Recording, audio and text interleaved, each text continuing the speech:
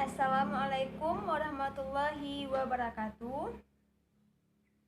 Selamat pagi semuanya. Apa kabarnya hari ini? Alhamdulillah baik ya. Semoga kita selalu diberikan kesehatan sehingga kita selalu dapat belajar setiap hari seperti ini. Baiklah, sebelum kita belajar, kita berdoa dulu menurut kepercayaan dan keyakinan kita masing-masing. Berdoa dimulai.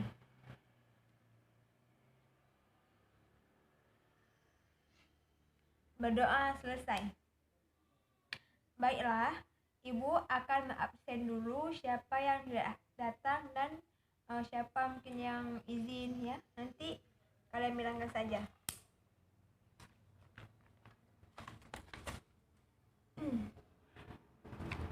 Baiklah, Afra Tusturi hadir nggak? Hadir ya. Atika Amara hadir? Hadir. Arif Alzikra hadir kan? Hadir. Balkis Maulidayanti hadir Balkis? Hadir. Baihaqi hadir. Cut Suharna hadir. Cut Mayanti izin. Oke. Cynthia hadir. Jen Saswati hadir ya. Muhammad Iza hadir nggak? Enggak. Kemana dia? Nanti kalau dia kemana-mana nggak datang, jangan banyak kali alfa, dia harus minta izin dulu ya. Besok-besok kalian kalau nggak datang ke sekolah minta izin orang tuanya atau siapa. Oke, jadi siapa selain Iza sama Cut Mayanti, siapa di sini yang nggak hadir? Biar Ibu tuliskan aja. Siapa? Istika, kenapa nggak datang? Ada acara keluarga. Udah dia jadi izin ya.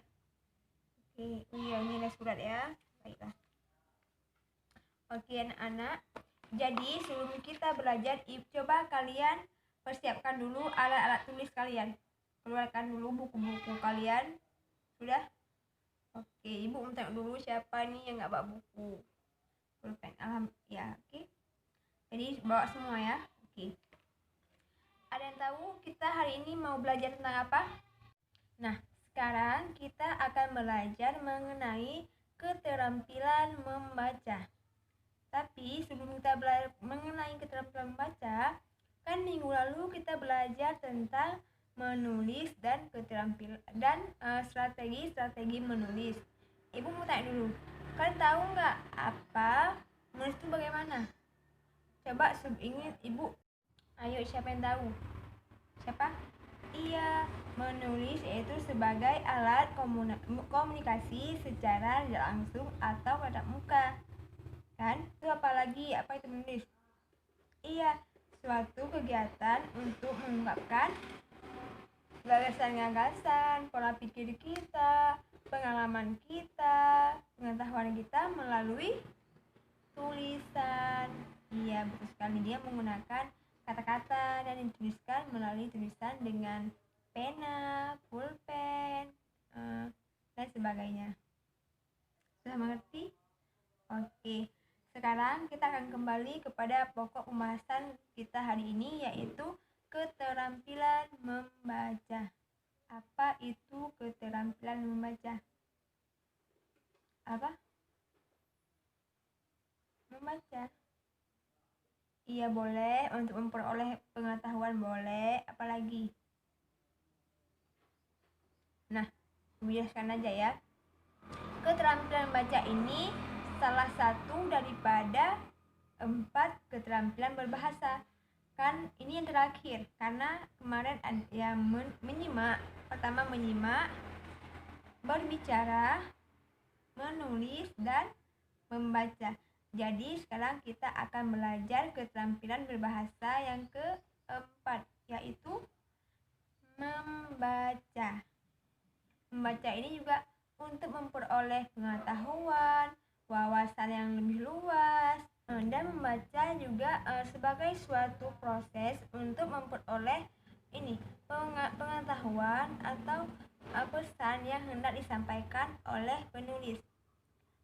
Ada juga yang menyatakan bahwa membaca adalah keterampilan yaitu untuk memahami yang tersirat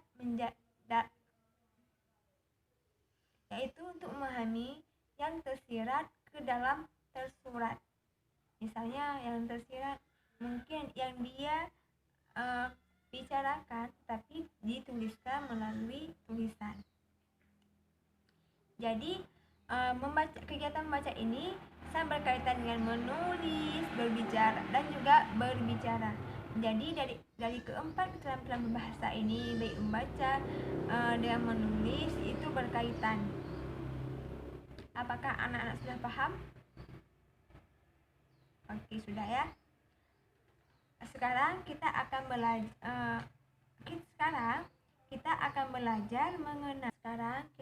belajar mengenai jenis-jenis membaca.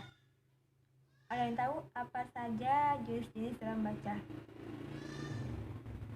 Ada? Jadi, nyata ya. Jadi jelaskan ya. Jadi jenis-jenis dalam membaca itu ada 2 jenis. Yang pertama itu membaca secara nyaring, dan kedua membaca dalam hati. Ada yang tahu membaca secara nyaring seperti apa? Iya, membaca besar-besar supaya orang lain paham apa yang kita baca. Misalnya ibu minta kalian, ayo Siska bacakan paragraf pertama. Begitu. Jadi ketika Siska membaca paragraf pertama, nanti orang-orang lain akan tahu apa yang kita baca, sehingga mereka dapat menyimaknya. Nah, yang kedua itu membaca dalam hati. Membaca dalam hati itu seperti ini. Dia hanya menggunakan mata. Jadi membaca dalam hati dia tidak bersuara, dia hanya menggunakan mata dan ingatannya. Misalnya membaca, dia hanya menggunakan matanya saja dan ingatan. Dalam membaca dalam hati ini terbagi dua lagi, meliputi, ada yang tahu nggak ya, ibu jelaskan. Jadi dalam membaca dalam hati ini juga ada 2 lagi. Yang pertama itu membaca secara ekstensif, yaitu membaca secara luas semua teks yang ada, tetapi dengan waktu yang singkat. Misalnya dia banyak dia baca, tapi dalam waktu yang singkat. Sedangkan yang kedua itu membaca secara intensif, yaitu membaca dengan seksama, teliti, dan juga terperinci. Misalnya yang dilakukan dalam kelas ketika misalnya membaca soal-soal, kalimat-kalimat, dia membacanya dengan seksama dan juga dengan teliti. Baiklah, di sini ibu akan mencontohkan bagaimana yang dimaksud dengan membaca secara nyaring dan membaca dalam hati. Ini sudah ada satu teks bacaan. Ibu akan mencontohkan membaca dengan nyaring dan membaca dalam hati. Misalnya ini ya. Kemarin saya pergi ke pantai bersama dengan teman-teman saya. Tetapi tiba-tiba ban kereta kami bocor dan terpaksa kami pulang lagi ke rumah. Itu adalah membaca secara nyaring karena membuat orang lain tahu dan membacanya itu secara besar. Sedangkan baca dalam hati hanya menggunakan mata saja dan ingatan kita. Misalnya ini.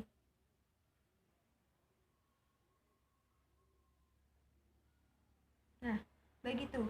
Itu membaca seperti itu, orang lain tidak akan tahu apa yang kita bacakan kecuali mereka ikut melihatnya. Sudah mengerti?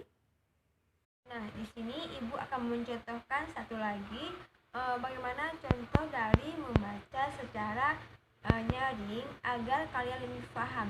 Kan ibu tadi sudah membaca apa yang ada di teks. Tadi kan ibu sudah mencontohkan tentang di teks ini. Sekarang ibu akan mencontohkan, misalnya ibu membaca ketika ibu memberikan tugas kepada kalian. Misalnya ini ya. Anak-anak, tulis di buku kalian. Soal yang pertama misalnya, jawablah apa yang dimaksud dengan membaca. Nah, yang kedua misalnya, sebutkan dua kelompok zat yang mengandung protein atau sebagainya. Dan cara ibu membaca seperti itu kan ibu melihatnya di buku dan ibu membaca secara nyaring. Misalnya, apa fungsi dari protein di makanan? Itu kan juga membaca. Yang begitu kalian dengan membaca nyaring, kalian bisa mengerti apa yang ibu bacakan. Nah, kalau sedangkan membaca dalam hati seperti ibu contohkan yang tadi, misalnya dia hanya diam menggunakan mata. Nah, hanya seperti itu. Apakah anak-anak sudah mengerti? Alhamdulillah kalau sudah mengerti. Nah, sekarang kita akan ini. Kalian tahu nggak apa tujuan dari membaca? Apa? Iya, untuk memperoleh pengetahuan, informasi, apalagi? Apa? Wawasan, apalagi? Iya, kesenangan juga termasuk untuk memperoleh kesenangan, karena misalnya kita baca novel itu membuat kita menjadi lebih senang. Iya, betul sekali. Jadi ibu akan menjelaskan sedikit apa saja tujuan dari membaca. Nah, yang pertama, tujuan dari membaca yaitu untuk memperoleh suatu informasi. Nah, seperti yang ibu bacakan tadi, yang ini juga memperoleh informasi. Kita dapat memperoleh informasi bahwa si penulis ini kemarin dia pergi ke pantai bersama dengan teman-teman dia. Atau informasi lainnya, misalnya kita dengan baca misalnya warning tidak boleh misalnya di rumah sakit tidak boleh berisik. Iya, misalnya di sini tidak boleh berisik. Kalau kita tidak dapat membaca, mana tahu, ya kan? Iya, jadi dengan membaca kita dapat memperoleh informasi. Misalnya, Bu, misalnya ini, misalnya kalian bilang sama mama kalian, Bu, kemarin katanya tanggal ini, tanggal sekian ada rapat di sekolah, misalnya ada rapat di mana, hari besok libur. Itu yang suatu informasi. Nah, yang selanjutnya itu untuk memperoleh wawasan dan pengetahuan. Yang kedua itu untuk memperoleh wawasan dan pengetahuan kita. Misalnya, kita tidak tahu kalau di luar negeri misalnya bagaimana strategi atau pendidikan mereka, sistem pendidikan mereka bagaimana. Tetapi dengan cara membaca kita dapat tahu bahwa misalnya sistem pendidikan di Finlandia mereka belajar secara, misalnya di Finlandia sistem belajarnya tidak ada tugas, misalnya waktu mereka lebih bermain sambil belajar. Nah, kalau kita dengan membaca kita dapat mengetahui wawasan lebih. Misalnya kita menjadi tahu bahwa di provinsi Indonesia misalnya di bagian timur ada apa saja gitu. Dan untuk selanjutnya itu untuk memperoleh kesenangan dan emosional kita. Misalnya kita dengan membaca kita juga dapat misalnya kalian membaca tentang si kancil, misalnya kita dapat merasakan apa yang ditulis oleh si pengarang. Mungkin nanti kita geram dengan sifat si kancil ini yang terlalu licik, yang terlalu cerdik misalnya. Karena dengan membaca juga kita merasa lebih terhibur. Membaca novel misalnya, membaca pantun yang agak lucu, itu juga membuat kita menjadi senang. Nah, yang selanjutnya itu dapat memberikan penilaian secara kritis. Misalnya dengan kita membaca kita dapat lebih berpikir secara kritis. Oh, begini ya, seharusnya tidak beginilah. Nah, gitu. Seharusnya sistem pendidikan di Indonesia tidak beginilah, misalnya kalau terjadi baiklah, sekarang kita akan belajar mengenai masalah-masalah yang terjadi dalam membaca. Nah, Yang pertama itu, tapi sebelum ibu jelaskan, kalian tahu nggak apa masalah-masalah yang terjadi di dalam membaca? Nah, ibu jelaskan ya. Yang pertama yaitu minimnya kecepatan dalam membaca, karena ada orang yang membacanya tidak cepat. Mungkin dia satu baris itu butuh waktu beberapa menit untuk dia membaca.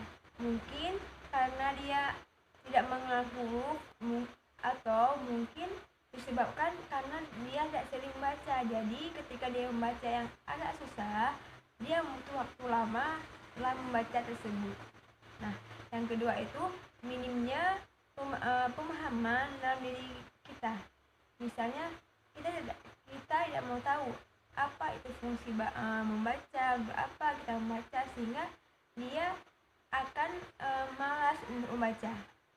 Nah, yang selanjutnya itu kurangnya minat dalam membaca. Kurangnya minat dalam membaca sama juga seperti kurangnya pemahaman dalam diri dia, sehingga dia malas membaca. Nah, tidak mau tahu. Karena kalau dia tahu apa fungsi membaca, untuk apa kita membaca, saya kira ibu kira dia akan. Nah, kurangnya minat dalam membaca ini disebabkan oleh apa? Mungkin misalnya ini anak-anak ibu, kalau kalian bukunya tidak menarik, tidak berwarna, bukunya buram, kalian tertarik nggak untuk membaca? Enggak. Iya, mungkin salah satu penyebab dalam kurangnya minat membaca yaitu bukunya yang tidak menarik, tidak berwarna, sehingga kita jadi malas untuk membacanya. Padahal dengan kita membaca, kita akan dapat banyak pengetahuan, wawasan, dan juga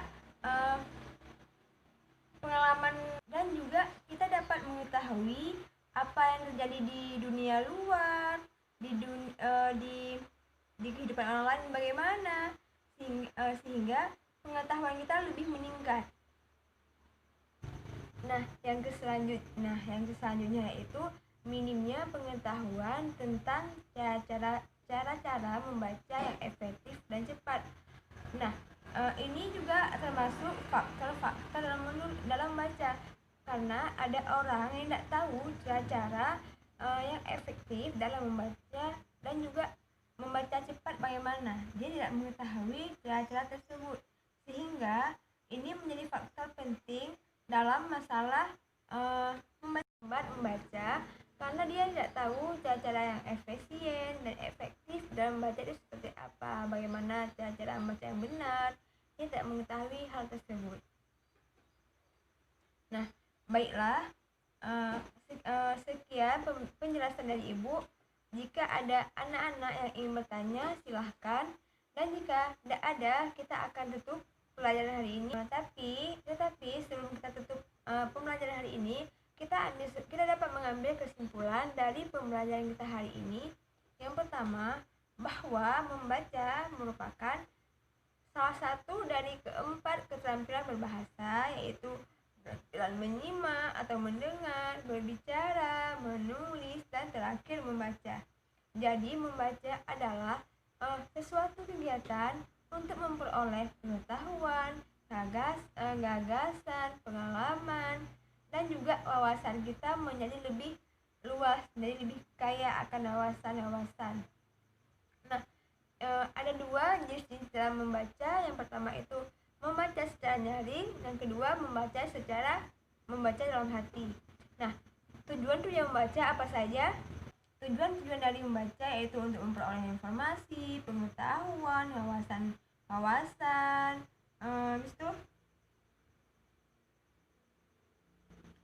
dapat memperoleh kesenangan dan emosional, dan lain sebagainya. Dan adapun masalah-masalah dalam membaca itu seperti kurangnya minat membaca, kurangnya efektif dalam membaca, dan cara membaca, tidak suka membaca, atau kurangnya minat dalam membaca, dan sebagainya. Nah, apakah anak-anak sudah mengerti? Alhamdulillah. Baiklah, kalau emang sudah mengerti, pada hari ini kita cukupkan dulu. Minggu depan kita akan belajar tentang keterampilan dalam meningkatkan kemampuan menyimak. Ibu harap kalian dapat belajar sebelumnya di rumah. Jadi besok minggu depan interaksi kita ini lebih terasa. Ibu akhiri dengan Assalamualaikum warahmatullahi wabarakatuh.